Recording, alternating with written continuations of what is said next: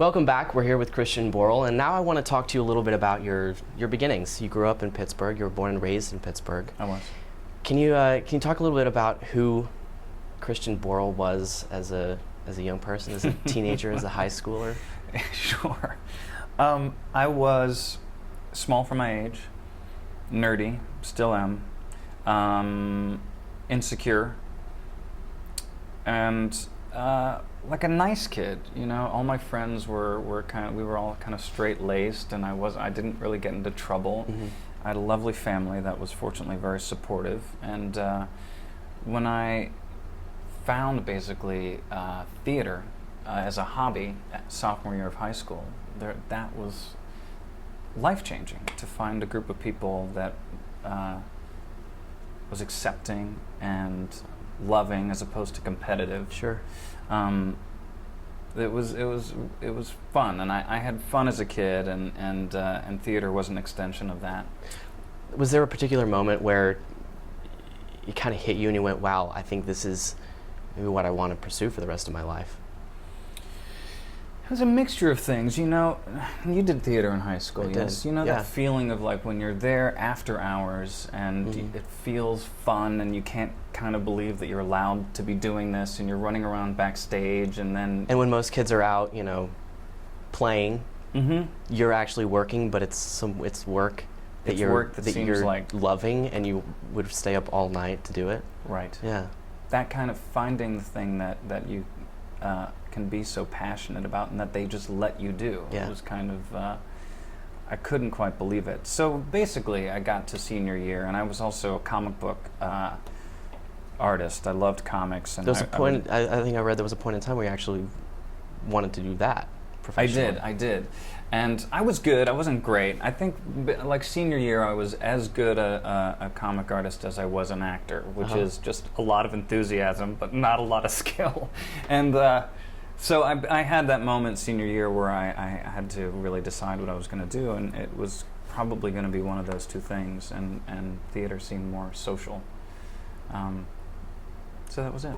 And you went off to Carnegie Mellon. You studied at Carnegie Mellon. I did. And what was your experience like going from it being kind of something you enjoyed to do as a hobby to now it being something that you're studying full time and in more of a pre-professional program?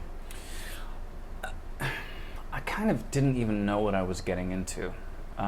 Carnegie Mellon is a conservatory program, and I basically had, you know, one history class and one English class freshman year, and the rest is rolling around on the floor in black clothes and Acting like a tree.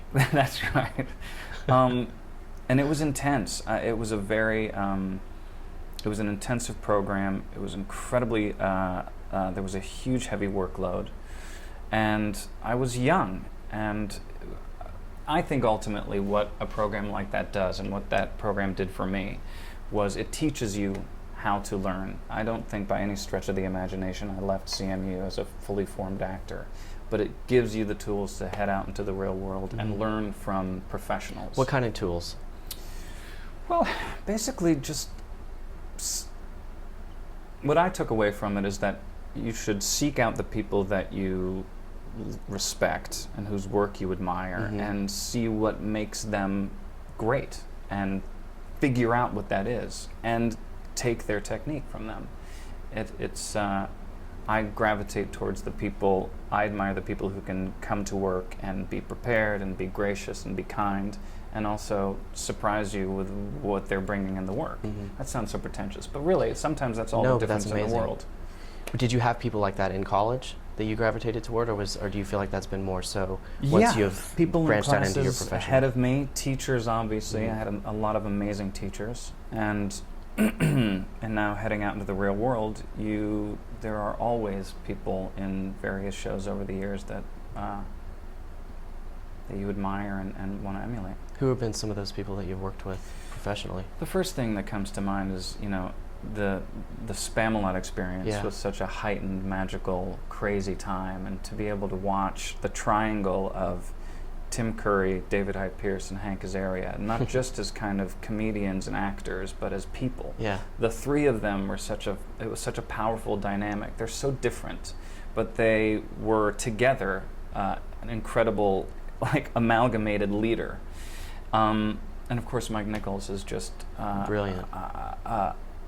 A god walking on the earth when It's it a comes masterclass to in itself. Truly. And over the years, there's always somebody. Anyway, Was there one specific teacher, one specific mentor in college that just really kind of laid it out there for you? no, it was really a lot. I can't just say one or two because there were so many. I was very, very lucky throughout high school and college. You've mentioned in the interview, and you've mentioned in other interviews, that your upbringing was pretty stable, was pretty lucky, Mm-hmm. and you were fortunate enough to have family and friends that supported your passion, what it is that you wanted to do, what it was that you wanted to do, now what it is that you are doing.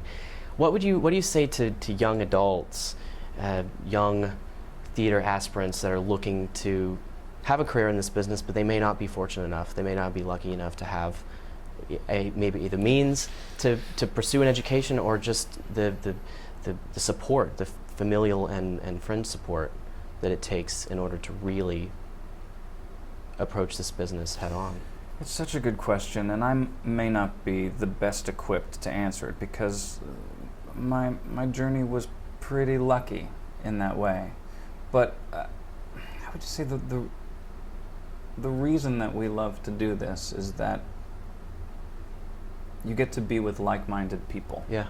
And people who share the passion, and it's such what makes acting, particularly for the theater, so special is that sense of community, and that sense, to me, it's a very progressive community. It's a very tolerant and accepting community, and I would just gravitate towards those people that you share the same sensibility and the same philosophies with, and they will carry you through until you find even more people. It's a tricky struggle if you're not supported.